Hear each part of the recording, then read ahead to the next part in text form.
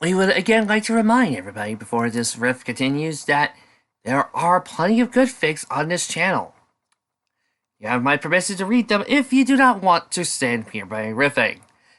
For those of you who are here for a good time to listen to some jokes and some laughs, sit back and enjoy. Act 2, Rising Reasons.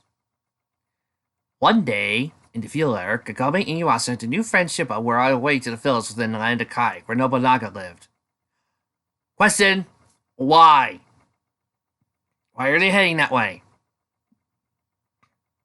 They were kind of busy traveling elsewhere for, oh, I don't know, those little pieces of a certain jewel shard! Yuasa was rude and complaining. I don't see why the hell we have to head to this place. It doesn't even have any jewel shards anywhere. Kagome ignored his lousy attitude and replied, I wonder, which one of our team is Micah going to go after? Me or Sango, because you know he's going to go after a woman. My money's on you. Of course, why not? Wonder if there'll be a big party, said Shippo. All kinds of food stuff. Death figures, Shippo. You're always hungry, teasing Yuasa. So says the guy who could probably outmatch Naruto in a ramen eating contest. So what? I'm a growing boy. Trio looked on ahead and saw a royal caravan marching along the field. And Kagome looked on ahead to royal carriage and recognized the couple. Isn't that Princess Tsuyu and her husband? Why are they here? Yuasa could see it. Hey, it's them. Yeah, why? Shippo didn't know the royal couple personally, but had heard the stories from his friends. He's kind of curious as to why they're heading this way too. This makes no sense. So they're the ones you helped? That guy doesn't look like a frog prince. The princess looked over and noticed her friends from afar. Oh, please, stop the coach. Oh, sorry, ma'am. She called to the carriers, and the coach was set down, along with the rest of his players. Boo! I know the joke was bad. Princess, cried her husband, Lord Kimo, but his wife had already gone to the trio. You know, when I've seen this enough times along with the fucking ellipses that I'm starting to think that if I modified my last drinking game with how many times Micah has messed up the idea that a new speaker, new paragraph, I'd probably be drunk. See, kids, this is why I head to public school. Because in public school, you learn that you make a new paragraph with a new speaker as early as the 6th grade. Private school doesn't teach you that. And now we see what happens. Lady Kagome, Inuyasha, it is wonderful to see you both again. Kagome bowed to her. Thank you, princess. She motioned to Inuyasha. So some respect. You know me, right? Yeah, I don't know why I bothered. Sorry. Sweet. That was the invitation that Kagome's hand. Oh, I see you got the invitation from my father as well. That's where we are headed. Back to Kai to attend the celebration.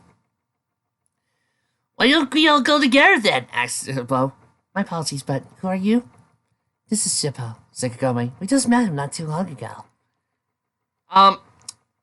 Vic, not to pour over continuity and reasons why this doesn't make any sense, but, how did the mailman find Kagome?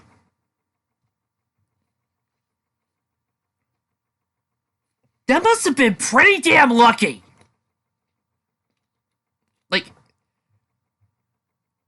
now that I think about it, what was the mail postal courier service like back in the field era? Huh. I mean, I know they traveled by bird, but... Huh. Oh boy, he's in one of his thinking moods. Don't worry, folks. He's got this. Ow! Inuyasha was losing his pace as he really asked, Can we get going already? The sooner we get this stupid honor party with, the better. Kagome growled, Sit, boy! Wham! Inuyasha was flying on the ground. Ow! He grumbled. Thank you. Oh, wait. See, this is why I figured. But then again, continues to prove my point. I'm always annoyed when people think that Kagame's being abusive to Inuyasha, when, as I've always pointed out, 1, Inuyasha has more power over her. 2, he could easily cut her. 3, it's a defense mechanism. 4, Inuyasha really does have it coming. For all of you people who think that Inuyasha is just, oh my lord, he doesn't deserve this, I remind you, Inuyasha is frequently an ass. He is a jerk. And I love him for that. He does not need defending. Soon the friends were all their way on the royal caravan, but they were still walking, unaware they were being watched by none other than Jaken. Why? Why am I here?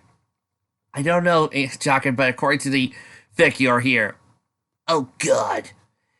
So, Inuyasha plans to attend a little feast in his honor. Perfect opportunity to access to your revenge, Lord Sesshomaru.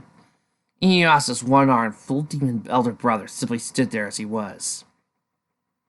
And thus continuing to watch the caravan disappeared as it walked along. Oh, Lord Sesshomaru! I heard you, Jaken. I'll wait here for my brother's return. Jaken was most confused. My lord, the village will be... The village will only serve as an instruction. I have no interest in harming the innocent, Jaken. Inuyasha will eventually return. Once he has his fill, I'll be ready to face him at full strength. You people realize the problem with this is that Sessi would be traveling by this. The way you think this fic writes, you think Sesshomaru spent every single day watching over him. Jaken resisted the urge to argue, feeling his master was right, so he sat along the grass to wait alongside him. And it does he does this world. What part of horizontal lines don't you get it? TK and Akari went to the movie as promised, and were surprised to find Ken and Yali were at the snack bar. I thought they were going to watch a musical. Was it a movie musical? Then why didn't you just say movie theater? Go watch a movie. Be a lot easier to sum up. When you say musical and I need these tickets, it really, really makes it sound like a stage play. But instead, just a movie? I hate to tell you guys this, but it's easier to get movie tickets than it is to get musical tickets. Trust me, I should know. TK and Akari went to the movie as promised. Can we go back to Inuyasha, please? I was surprised to find Ken and Yali there at the snack bar. No. The more interesting show. What? I like Digimon and all, but if you gave me a choice, I'd be rather watching Inuyasha. Hey, what up? Said Yali. TK was surprised to see they were there. I thought you guys could get tickets. Davis gave us his, replied Ken. He did? Asked Kari. But he stayed up and camped out to get those, even though it would have been easier for her to go grab some later or find another movie release. Didn't take her long to figure out they gave him up because she wouldn't go out with him. Typical Davis, TK sighed. If I were him, I would just sign some other girl out. Kari took offense at that. Why? He's not saying that he regrets a thing. Gave him a stern look. Not that I don't regret being with you. Kari smiled again at Peggy's cheek, still wondering if Davis was alright. I think I'll email him. The movie is starting. I'll just take a moment. Davis is at home, playing video games. Come on, do it, go on! He grumbled on the screen. No.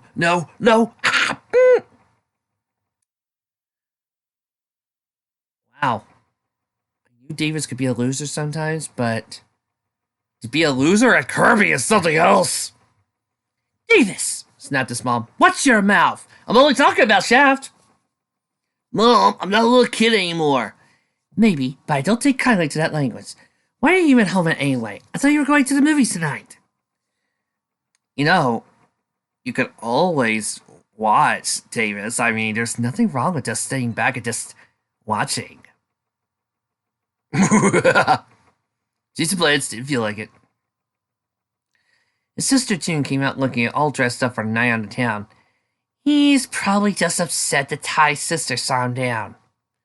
Davis stiffened. How did you know? You put that on your Facebook. Hot girl won't go out with me. Now, if excuse me, I got better things to do than hang out in this fic. Like, take care of my 4 daughters. What? I had to make one Lucky Star reference. Give it to me, please. My brother felt stupid and smacked his head. With good reason. Oh, Davis.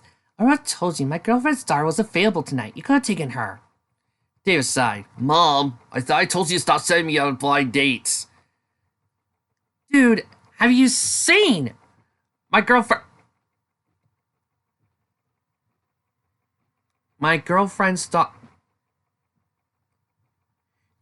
Davis's mother's gay?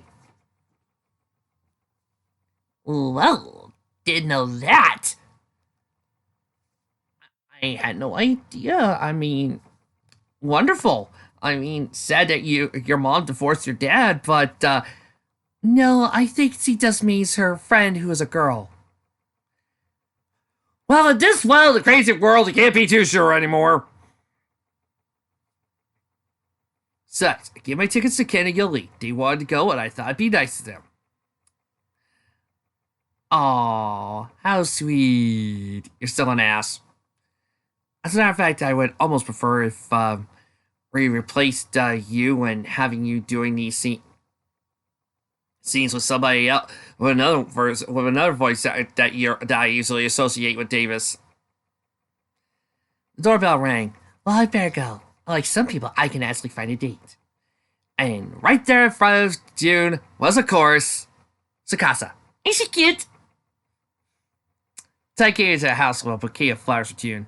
Hey, they're beautiful. Davis was most surprised. Ty! It's so good to see you! I am so glad that my dearest friend is right here in front of me. Thank you for taking good care and dating my sister. I will make sure to honor her decision with every single bit I have. For that is my Nindo. Ding! What? You didn't think I wasn't going to reference, broccoli? Come on. I'm never going to get this chance. Alright, we're going to let you have that one reference. But in exchange, you will divorce and dissociate yourself from all and any references involving the Black Power Ranger when we next see TK. Curses! Okay, what about Vic jokes featuring Matt? We'll have to discuss with the lawyers on that. You're right, I don't feel like doing any pentagrams. Well, we'll find out when we see Matt. Of course, Davis being Davis, in here, decided to be a jerk about June actually dating and being a jerk. And jealous. Mom shook her head pitifully. He really needs a girlfriend. Or a boyfriend. Let's not judge. Davis went to his room and Femont looked up for reading comic books. He already knew Davis was home and didn't go out. So we can be rookies now? I mean, shouldn't he be shouldn't he be in Demi Vemon mode right now? Well, what's got you all sour? He asked. Rock Lee sat down on his computer. I'm just feeling a little tense. A lot's happened today. I might actually start working out later on. His D-terminal went off and he answered. It was an email from Kyrie. Dear Davis, grow the fuck up. Signed, Kyrie. Davis didn't know how to respond first. He was still pretty peeved that Kyrie had been dating TK a whole month and never told him. Because you never asked. You never talked to her. Like a human being! I'm okay. That was all he said. He didn't say anything else, but he did turn off his detail, so not getting more emails. Davis, you're still gonna get emails. They just be unanswered. You ain't catching another girl today, huh, asswipe? Said Veemon. Hey! What do you mean by reading over my shoulder? Oh, gee, it's like he's your partner or something.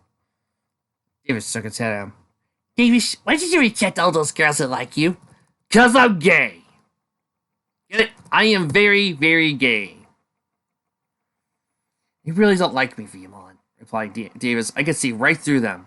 Most of them just want to hang with me to boost their own image because of my fame and popularity. My favorite. Davis popular? Oh man. Oh god. I need to read that again. Because of my fame and popularity. Maybe he's popular in the soccer branch, but beyond that. Oh, maybe you're talking about his Digimon skill? Well, considering the fact that by the time we get to Digimon Tri, which I actually do consider canon,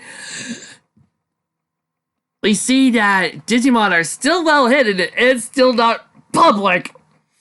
I don't imagine Davis having that big of a popularity just because he has a Digimon.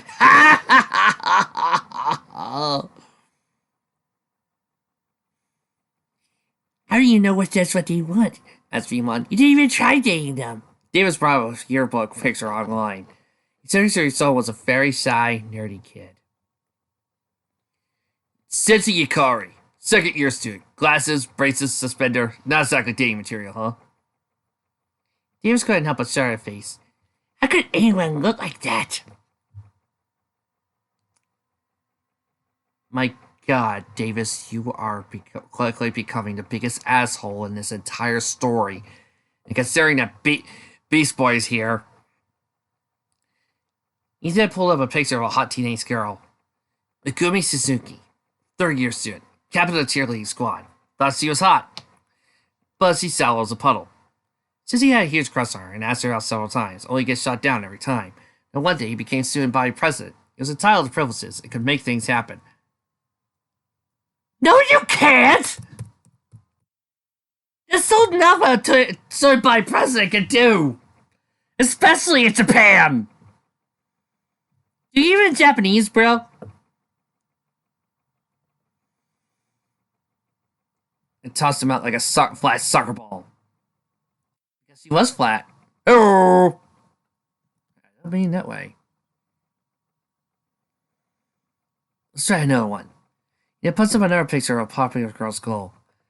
Hanako Nakamura, fourth year student, captain of the girls' basketball team. She tried to ask me out last week. I accepted. What? Yep. She got their reservations at a fancy place. I'm not mistaken. She's right there now, waiting for me to show up. But she's in for a nasty surprise. Why are you standing up? That's not nice. Davis' face is hard. Well, what she did to me a long time ago was not nice either. Excuse me, but if I'm going to continue this scene, I must move on. I cannot imagine myself doing this. Well, yeah, Rockley. I mean, neither you nor Davis. No. I mean, going after this woman. I would like to remind you, I have a son, and I'm a very married man. And there's no way, even in acting, would I, Rock Lee, the burning youth of Lee Konoha, would dare cheat on my beautiful wife. Yeah, speaking of Lee, who is your wife? My wife? Well, very simple. I thought everybody figured it out. It's at the restaurant. The beautiful Hanako was patiently waiting at a table for Davis to show up. Where is he? He grumbled. Waiter approached her. Pardon me, miss, he said kindly. I was told to give this letter to you. Hanako opened it up and gave it a sock. There was a picture of young Davis Matoyama in grade 1. He had braces, wore a superhero suit, and had stubby little fingers. She said read the letter. Problem. We've seen little Davis. He never had braces. You projecting again, Mikan?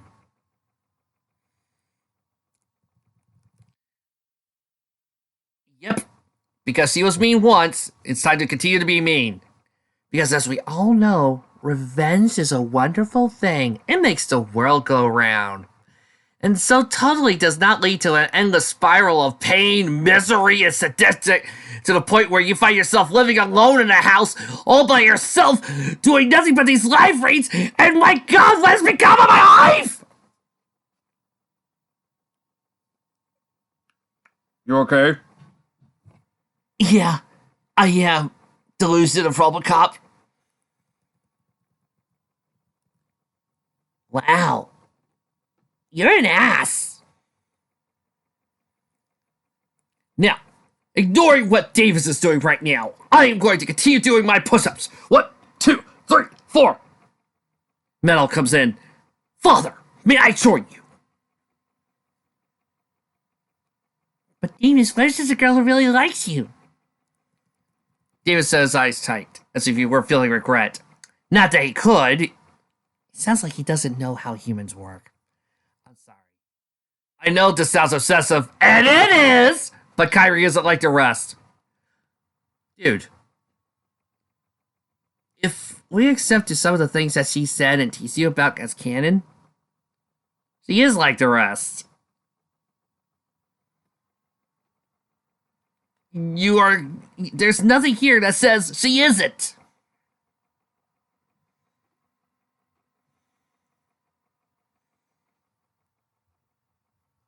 I could never approve how she liked to tease me a lot and make me feel jealous just to laugh at me. Well, maybe if you weren't such a hot-headed, arrogant, stupid little twit!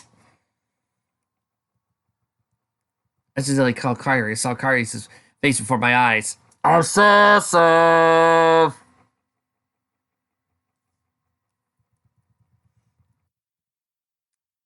Meanwhile, in the Titans verse. Oh, yeah. In the Titans verse. Speaking of the Titans verse, my apologies. I forgot to read the foreword.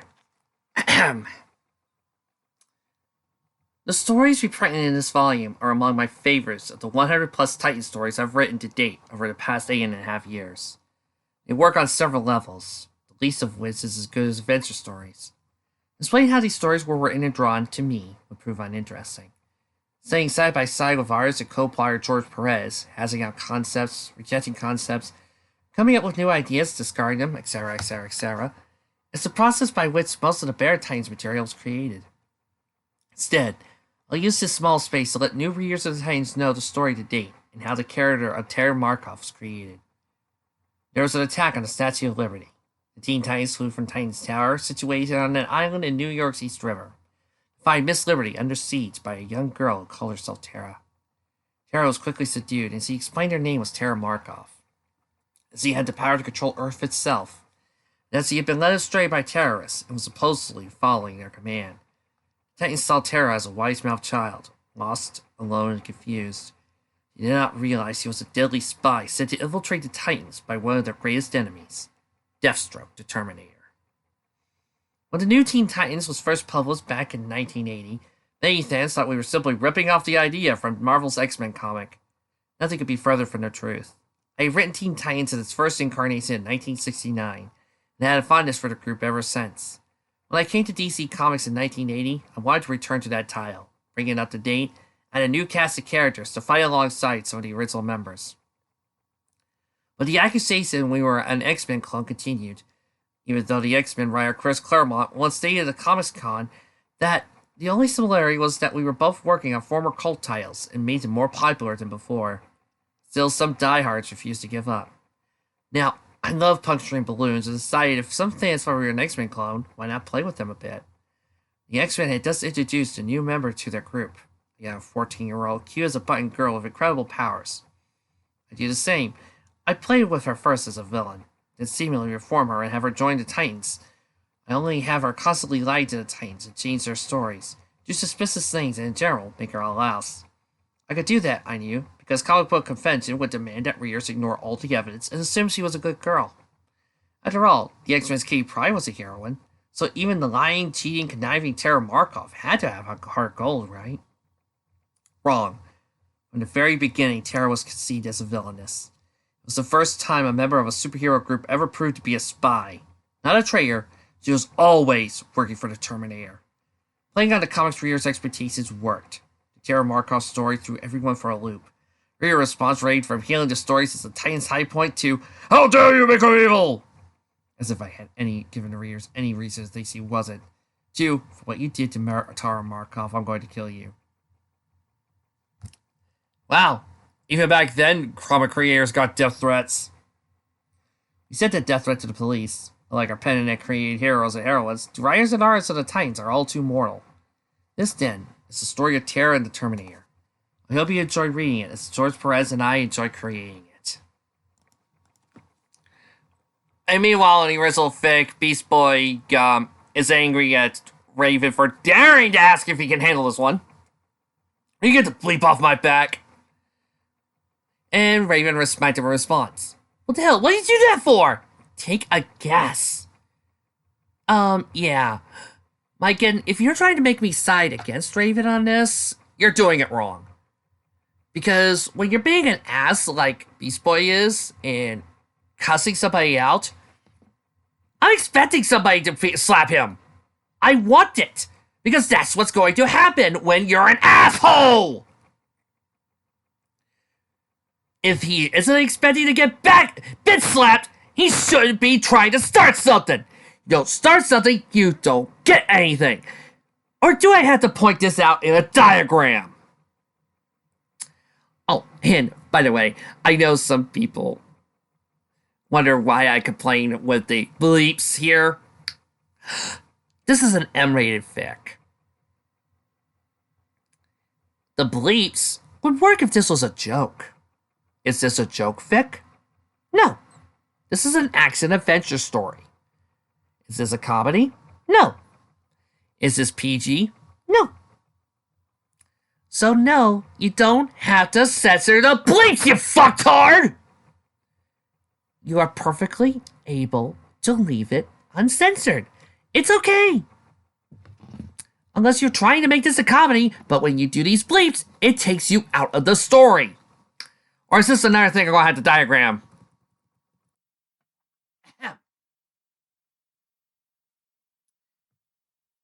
From George Perez.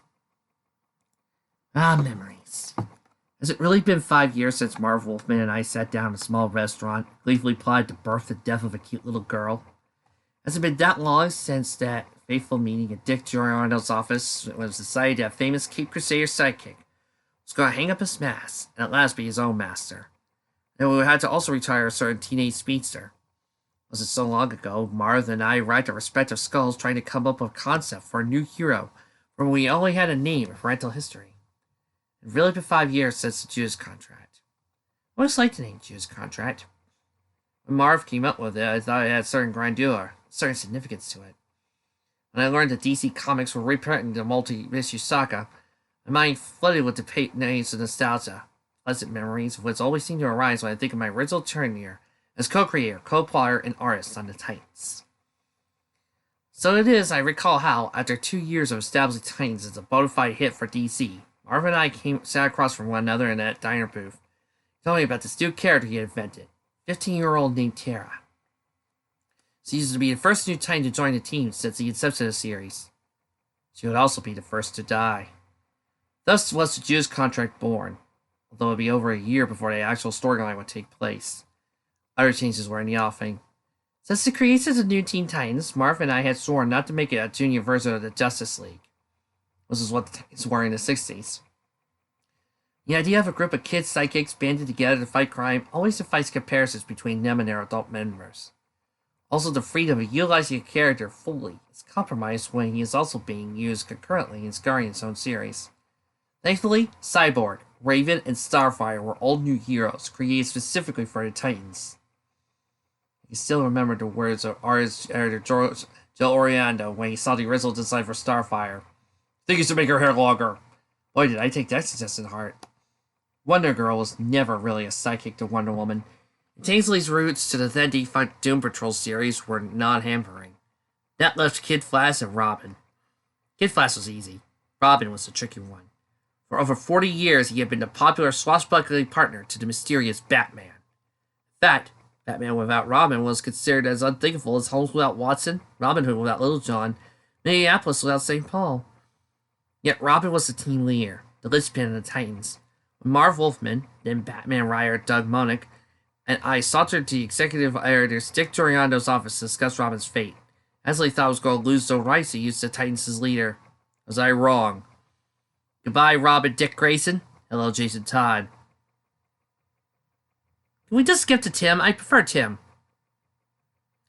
Then there was Jericho. Marv wanted to introduce a new member to the Titans to replace the departed Kid Flash. However, he had the character's name, an unused character who was to appear in the original 60s Titans, and also he would be an offspring and wanted to fill this Terminator, but nothing more. After weeks of pounding our heads against the walls, we had all given up. We couldn't think of anything for Jericho. Then it hit me. Overnight, I came up with the concept personality design for Joseph William Wilson, the newest Teen Titan. Joseph, or Jericho, was the first Titan ever designed solely, and as such, more of an artist's character than a writer's character. By making him mute, and forbidding poor Marv to use the thought balloons for the character, I was forced to convey Jericho's personality through body language and facial expressions. Such subtle nuances would have been unthinkable for me when I first started the series in 1980. Marv was so confident in my improved abilities that he accepted my version of Jericho. It was a lot tougher for him to write and add it to the Titans roster. That still left us with Dick Grayson. Dick was an incredibly vocal fan following, particularly among females. There was no way we could keep that character out of the group indefinitely. So during the run of Jude's contract, Dick Grayson's new crime-fighting identity was established. Nightwing was born. And neither Marv nor I were originally crazy about his new name in the long run. It seems to have won the fans' hearts. Those who considered themselves Robin rooters were proudly followed Dick's new career as avid wig nuts, which I am. Here I am, hunched over my word processor, leaving the glorious yesterdays, which one of the details unfolded for you in the following pages. It was a time of growth for me. My maturation as an artist can be traced back to these stories. My new career as a writer was born from the main brainstorming processes through which Marv and I sweated those days. I am grateful to the Titans and to Marv for all the support report. Thanks for the memories. Huh? Oh, yeah, and Beast Boy was walking through town, seeing a whole bunch of changes, and had an argument with Slade, because Slade would so totally just only pick on Beast Boy, and was upset about how the city was changing. Worst zoning laws ever. Not realizing that you remove all this stuff, you're not going to have tourists, and you're not going to have tourists, you're not going to have a city. And then he runs right into Pike. Pike just waist high, and then leaves with her two friends, Vex and Keyleth. What? You didn't think I was going to start doing Critical Role gags? Sorry. But that's probably your blind spot. Meanwhile, in Equestria, the Night of the Gala's on. And is everybody out on freaking... Is everybody out on freaking strike? Okay, guys, what do you want? We demand to be in a better fic next time! Okay, I promise. After the included first episode, I'll find another cool adventure fic I've been wanting to do. How about that one story about the sun being stuck in the sky? Well, yeah, I mean, that's pretty cool. I like that. It's got something for all of you to do, and it was pretty interesting when it came out. Yeah, I could go for that. Alright. Are you okay, Spike? Do I look fine? Mike is gonna abuse me. Alright, beyond that, are you alright? No. We're here. And that's what Discord cost the entire place to go boom. I just love messing around. Ernie and Spike's ice met. Then he turned away awkwardly, and then walked away. Well, I'll be seeing you. Yeah, bye, I gotta go see Gabby.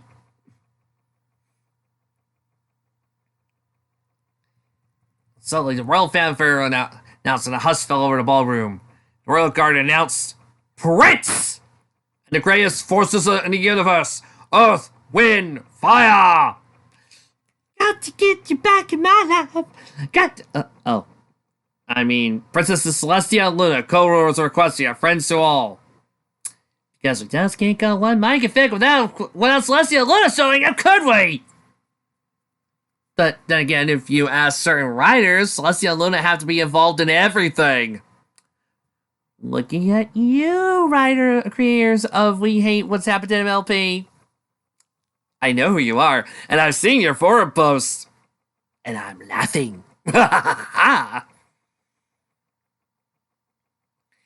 Welcome to the Grand Gallery Gala. On behalf of myself and my sister, we all wish you a splendid night. Where's the cake? You know, Celestia, something playful can happen. I mean, there's our Discord. Meanwhile, Starlight was breaking the silence. Come on, you two. You can't keep acting like this. I just realized. Sango's gonna be in this fic. This is gonna be a really weird way of you talking about my other characters. Starlight! It's not Twilight, but Starlight held up her hope. So you're gonna handle this. Now look, you've been great friends. Now all of a sudden this is syncing up. I think the sooner we talk about this, the better. Y'all stalker. Thank you. You're welcome. It's mostly carried. Verdi, what reason did you have to reject Spike? I was asking you to reconsider. Yes, you are! You are asking her what reasons she has to reject Spike. She doesn't need a reason. She could just not be interested. Okay. You do realize this. It's fine. You don't need that type of reason. But by going with a reason, you're trying to go, we are allowing you to reconsider. No, Pony, is that it? No. Just no, Fic. Don't try it. Just don't even try it, Spike. We all know it ain't happening. Thousands of MLP fics have proven you wrong. Still, Spike spent time by himself, because we all know Spike would do that. Well, Mike and Spike would. Normal Spike would just accept it and move on, because he's an actual gentleman. Well. Aren't you lame? I'm not gonna mess with you. Bye! Let's see. Spike being Mopey. Mopey.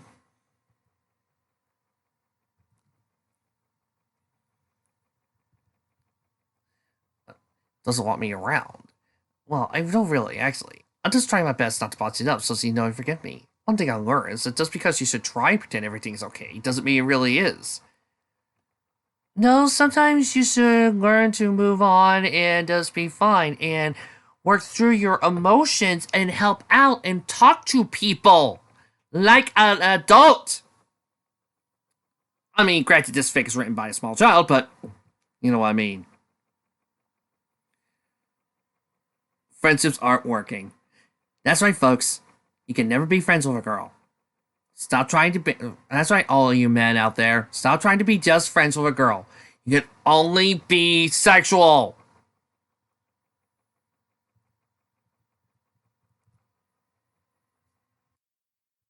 Meanwhile...